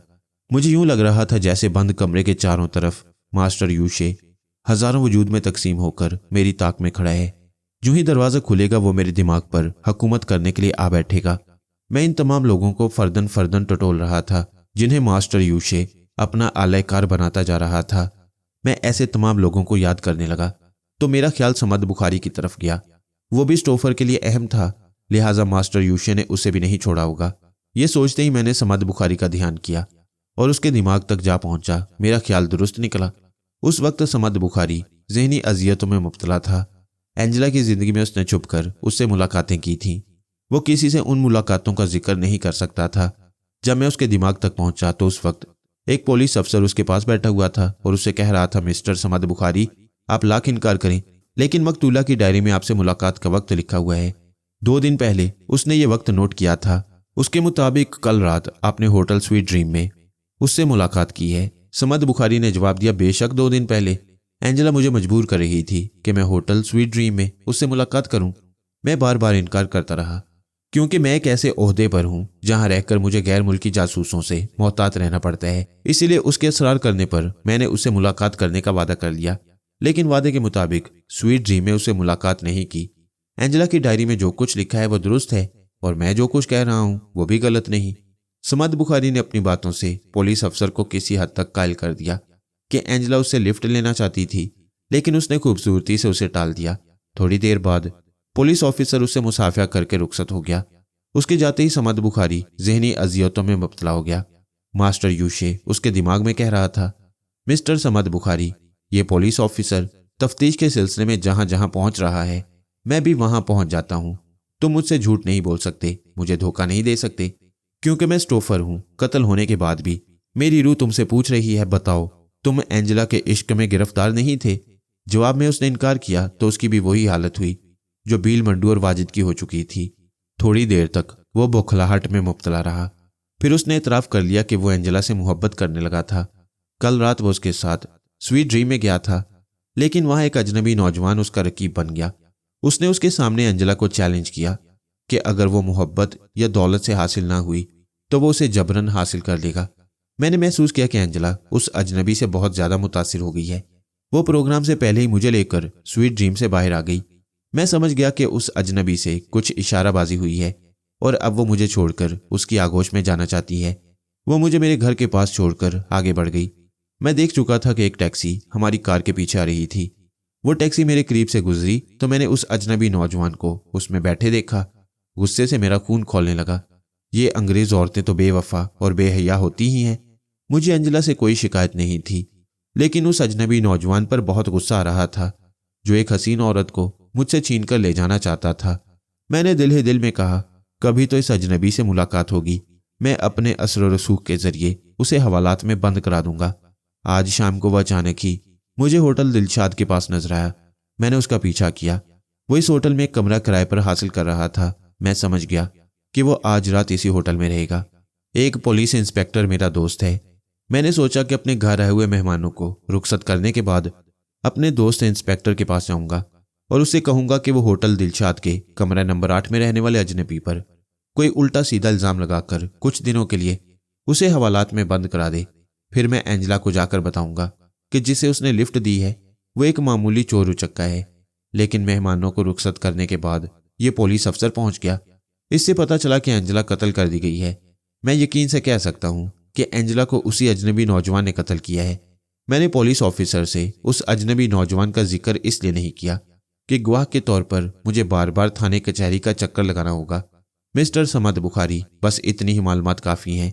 अगर तुम चाहते हो कि स्टोफर किरू तुम्हारा पीछा छोड़ दे तो चलो उठो, होटल दिलशाद की तरफ बढ़ो, कमरा नंबर 8 के दरवाजे पर दस्तक दो।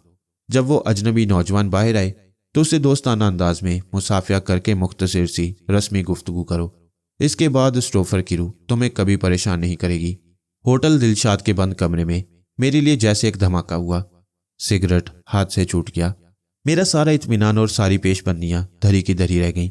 मैंने फौरन एक कुर्सी पर बैठकर अपने जूते पहने और वो कमरा जो थोड़ी देर में मेरा मकबरा बनने वाला था वहां से बाहर आ गया।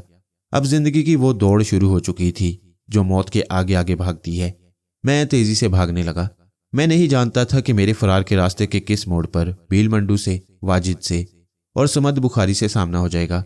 उनके अलावा और जाने कितने थे जिनके दिमागों की लगाम थामे वो नादीदा शैतान शाहाना अंदाज में सोच के रथ पर सवार होकर मेरी तरफ चला रहा था। मैं तेजी से चलता हुआ होटल दिलशाद से बाहर आया। मास्टर यूशे बड़ी कामयाबी से समद बुखारी के दिमागी रथ पर सवार होकर मेरी तरफ चला रहा था। मैंने सामने से गुजरती हुई टैक्सी को रोककर हॉक्स बे जाने और वहां से वापस आने का किराया तय किया। फिर उसकी पिछली सीट पर बैठ गया। टैक्सी चल पड़ी। इसके साथ ही मेरे ख्यालात दौड़ने लगे। ये मैं शुरू ही से समझता था कि दुश्मन के जराए महदूद नहीं होते, और फिर मास्टर यूशे जैसा दुश्मन जिसके सामने मुझ जैसा टेलीपैथी जानने वाला महज एक तिफले मकतब था। इसके बावजूद मैं अपनी पूरी जहानत से काम ले रहा था।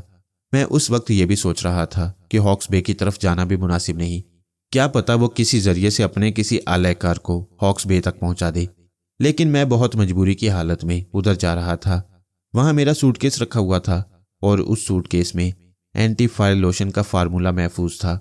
मुझे इतना मौका नहीं मिला था कि उस फार्मूले को जुबानी याद कर लेता। बहरहाल मैं खतरे के बावजूद हॉक्स बे पहुंच गया। कॉटेज से कुछ दूर मैंने टैक्सी रुकवा दी और ड्राइवर से कहा कि वो मेरा इंतजार करे। मैं रेत पर बेआवाज कदमों से चलता हुआ अंधेरे कॉटेज की तरफ मोहतात नजरों से देखता हुआ आगे बढ़ता गया। बज़ाहिर तो ऐसे ही आसार थे जैसे कॉटेज वीरान हो। पहले मैंने एक खिड़की की तरफ आकर देखा। खिड़की के पट लगे हुए थे लेकिन अंदर से बंद ना थे। मैंने सोचा कि यहां से रवाना होते वक्त शायद सईद अहमद खिड़की बंद करना भूल गए थे, क्योंकि उन्होंने ही खिड़कियां दरवाजे बंद किए थे। मैंने दरवाजे पर आकर देखा, वहां बदस्तूर ताला लगा हुआ था। मुझे जरा इत्मीनान हो गया।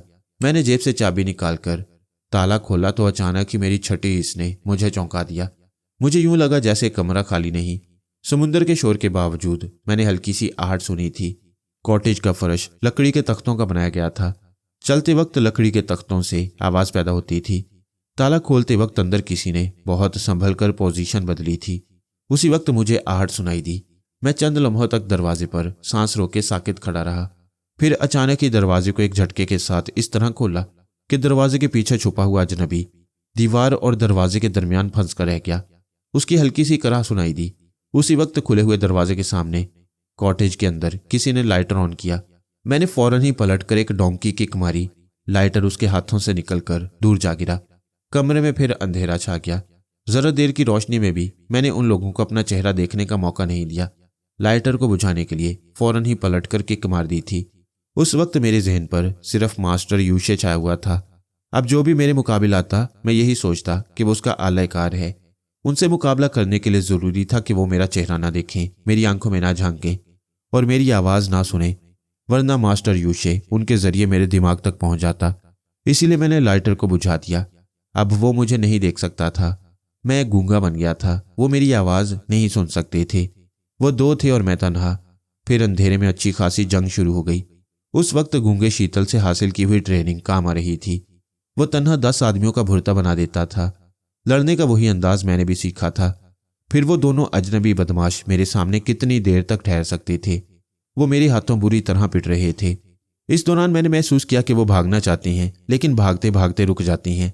कोई अनदेखी ताकत उन्हें रोकती है और वो पलटकर मुझसे उलझने के बजाय अंधेरे में लाइटर तलाश करती हैं। जब भी वो लाइटर तलाश करने के लिए फर्श की तरफ झुकती हैं, मैं उन्हें ठोकरों में उड़ा देता हूं। आखिर एक ने मजबूर होकर घिघियाते हुए कहा, हमें ना मारो, हम यहां से चले जाएंगे, हमें अपना लाइटर तलाश कर लेने दो। दूसरे ने कहा, तुम्हारे पास माचिस हो तो उसे जलाओ, हम अपना लाइटर उठाकर चले जाएंगे। अब मैं ऐसा नादान तो नहीं था कि उनके कहने पर माचिस की तीली रोशन कर देता। मुझे खामोश देखकर फिर उनमें से एक ने कहा, तुम खामोश क्यों हो? खुदा के लिए थोड़ी सी बात कर लो, हमें बहुत बड़ी मुसीबत से निजात मिल जाएगी। खुदा की कसम, हम अपनी मर्जी से यहाँ नहीं आए। कोई शैतान हमारे दिमाग में घुस गया है। वो हमें परेशान कर रहा है कि हम रोशनी में तुम्हारा चेहरा देखें या तुम्हें बातें करने पर मजबूर करें। मगर तुम भी किसी शैतान से कम नहीं हो। मार मार कर हमारी हड्डी पसली एक कर दी है। खुदा के लिए हम पर रहम करो। कॉटेज के अंदर अंधेरे में हम एक दूसरे को नहीं देख रहे थे। मैं दरवाजे के पास तनकर खड़ा हो गया ताकि वो भाग ना सकें। भागना भी चाहते तो मास्टर यूशे उनकी खोपड़ी उलट देता। अंधेरे में कई बार वो मुझ पर हमला कर चुके थे, लेकिन मेरे जवाबी हमलों ने उन्हें समझा दिया था कि मैं तारीकी में भी उन्हें देख लेता हूं। हालांकि ऐसी बात नहीं थी। उनके आगे बढ़ने से लकड़ी के तख्तों का फर्श जब आवाज पैदा करता कि उनके हाँपने की आवाज आती तो मुझे ये मालूम हो जाता कि दुश्मन किस सिमत से आ रही हैं। इसलिए अब वो थक हार कर बैठ गए और मुझसे इल्तिजाई कर रहे थे कि मैं अपना जलवा दिखा दूं। मैं चुपचाप खड़ा हुआ उनके दिमाग में झांकने लगा। उनके दिमाग में मुझे मास्टर यूशे की तहक कमाना आवाज सुनाई दे रही थी। वो उनसे कह रहा था, बस इसी तरह फर्श पर बैठे रहो और चुपचाप इधर उधर खिसकते हुए लाइटर तलाश करते रहो। याद रखो, अगर तुमने इसका चेहरा नहीं देखा या इसे बोलने पर मजबूर ना किया तो मैं तुम्हें पागल बनाकर छोड़ूंगा, और अगर तुम कामयाब हो गए तो तुम्हें ऐसे खजाने का पता बताऊंगा कि सारी जिंदगी ऐश करोगे। देखो, वो तुम्हारे सामने जो गूंगा खड़ा हुआ है वो बड़ी मुश्किलों से हाथ आया है। अगर ये हाथ से निकल गया तो फिर गिरफ्त में नहीं आएगा। अगर ये दुश्मनी से काबू में नहीं आ रहा तो इससे दोस्ती करो। मास्टर यूशे उन्हें समझा रहा था और ये नहीं जानता था कि दिमाग के अंधेरे में मैं भी उसके करीब खड़ा हूं और उसकी सोच को पढ़ रहा हूं। अगर उस अंधेरे में मेरी सोच मुदाखलत करती तो वो फौरन ही मुझ तक पहुंच जाता। उस वक्त मैं बता नहीं सकता कि मैं कितने खतरनाक शैतान के सामने पहुंच गया था। मेरी जरा सी भूल मुझे उसके हाथों में खिलौना बना सकती थी। उसका हुक्म सुनते ही एक अजनबी बदमाश ने मुझसे कहा, ए भाई, तुम कौन हो? कुछ तो मुंह से फूटो। हम लड़ने मरने के मामले में आज तक उस्ताद समझे जाते रही हैं, मगर तुम तो हमारे भी उस्ताद निकले। हम तुम्हारे दोस्त बनना चाहती हैं। जो कुछ हुआ उसे भूल जाओ। आओ, हम दोस्तों की तरह गले लग जाएं। वो दोनों उठकर खड़े हो गए। अंधेरे में उनका स्याह खाका नजर आ रहा था। मैंने भी दोस्त बनकर गले लगने के लिए अपने दोनों बाजू फैला दिए। इसके साथ ही उनके जहन को पड़ रहा था। वो सोच रहे थे, ये गूंगा अजनबी नाकाबिले शिकस्त है। हम दोनों इससे बैक वक्त लिपट कर भी उसे बेबस नहीं कर सकते। यही बेहतर है कि हम सचमुच इससे दोस्ती करें, फिर इसके साथ दोस्ताना माहौल में बैठकर बातें करें। मगर नहीं, ये तो वाकई गूंगा मालूम होता है। क्या खाक बातें करेगा। हम दोस्ती करते ही इसे सिगरेट ऑफर करेंगे। ऐसी सूरत में वो माचिस की तीली जरूर रोशन करेगा। फिर हमारा काम बन जाएगा। हम इसका चेहरा देख लेंगे। इसके बाद उस शैतान से हमेशा के लिए निजात मिल जाएगी जो हमारे दिमाग में घुसा हुआ है। ये सोचते हुए वो मेरे करीब आए, एक दाएं तरफ से दूसरा बाएं तरफ से। मैंने बड़े प्यार से उन दोनों को अपने बाजू में समेट लिया। इस तरह समेटा कि दोनों की गर्दनें मेरे दोनों बाजू में फंस गईं। पहले तो उन्होंने समझा कि मैं गर्मजोशी का मुजाहरा कर रहा हूं, लेकिन जब उनकी सांसें रुकने लगी तो वो पूरी कुव्वत से तड़पकर मेरी गिरफ्त से निकलने की कोशिश करने लगे। लेकिन मैंने उन्हें निकलने का मौका नहीं दिया। अपनी गिरफ्त को मजबूत करता गया। उनमें से एक कदरे कमजोर था। वो चंद ही सेकंड बाद हाथ पांव ढीले छोड़कर फर्श पर गिर पड़ा। दूसरे के दिमाग में मास्टर यूशे जमकर बैठा हुआ था और बार बार उसे ललकार कर उसकी कुव्वत इरादी को मजबूत कर रहा था। जिस तरह किसी को ट्रांस में लाया जाता है उसी अंदाज में मास्टर यूशे कह रहा था, मेरी गर्दन फौलादी बाजू के शिकंजे में फंसी हुई है, लेकिन मैं कमजोर नहीं हूं। इसके शिकंजे को तोड़ सकता हूं। मेरा दम नहीं घुट रहा है। मेरे सीने में अभी सांसों का जखीरा है। मुझे पूरे होशो हवा से काम लेना चाहिए। मेरा दायां हाथ आजाद है। इस हाथ के घूंसे से मुझे इसके पेट में पंच करना चाहिए। मास्टर यूशे की तरफ से यह हदायत मिलते ही उसने दाएं हाथ से पंच किया। मैं तो उसके अमल से वाकिफ था, इसलिए वो कामयाब नहीं हो सका। मैंने अपने बाएं हाथ से उसके दाएं हाथ की कलाई को पकड़ लिया। अगर कुव्वत इरादी मजबूत हो तो दम तोड़ने वाला इंसान भी सिर्फ अपनी दिमागी कुव्वत से कुछ अरसे के लिए जिंदा रह सकता है। उस बदमाश को भी मास्टर यूशे की दिमागी कुव्वत ने संभाल रखा था, लेकिन उसका जवाबी हमला इसलिए कामयाब नहीं हो रहा था कि मैं चोरी छुपे मास्टर यूशे की हदायत को पढ़ता जा रहा था। आखिर उस बदमाश की कुव्वत मुदाफियत जवाब दे गई। उसके भी हाथ पांव ढीले पड़ गए। मैंने उसे फर्श पर छोड़ दिया। वो दोनों बेहोश हो गए। फिर भी मैं थोड़ी देर तक खड़ा उनके दिमाग में झांकता रहा। उनके दिमाग तारीकी में डूब गए। उस तारीकी में सिर्फ मास्टर यूशे की दस्तक सुनाई दे रही थी। हेलो हेलो, तुम्हारा दिमाग सोचने से माजूर क्यों हो गया है? ओह, मैं समझ गया, ये कमबख्त भी बेहोश हो गया है। अफसोस, हाथ आया हुआ शिकार हाथ से निकला जा रहा है। मैं एतराफ़ करता हूं कि वो बहुत ही चालाक, फुर्तेला और बेहद खतरनाक है, लेकिन मैं भी शिकार को पकड़ कर छोड़ता हूं, फिर पंजे मारकर पकड़ लेता हूं। ये मुझसे बचकर कहाँ जाएगा? अभी इसकी गर्दन तक पहुंचने के लिए मेरे पास बहुत से जराए हैं। मैं उसकी बुड़बुड़ाती हुई सोच को सुनता रहा। थोड़ी देर बाद खामोशी छा गई। जब मुझे पूरी तरह यकीन हो गया कि फिलहाल मेरे लिए कोई खतरा नहीं, तो मैंने माचिस की तीली रोशन की और अपने सूटकेस के पास आकर और उसे खोलकर देखने लगा कि कहीं कोई चीज़ गायब तो नहीं हो गई। सूटकेस में मेरा तमाम सामान मौजूद था, सिर्फ एंटी फायर लोशन का फार्मूला गायब हो गया था। चोरी करने वाले अभी फर्श पर बेहोश पड़े थे। मैंने फौरन ही दोनों की तलाशी ली। वो फार्मूला फिर मेरे हाथ आ गया। मैंने उसे सूटकेस में रखने की बजाय अपनी जेब में रख लिया, ताकि मुझे जब भी मौका मिले मैं इसे अपनी याददाश्त में महफूज कर सकूं। उसी वक्त दूर से टैक्सी का हॉर्न सुनाई दिया। मुझे एहसास हुआ कि बहुत देर हो गई है। ड्राइवर मेरा इंतजार कर रहा है। मैंने सूटकेस को बंद किया और उसे लेकर कॉटेज से बाहर आ गया।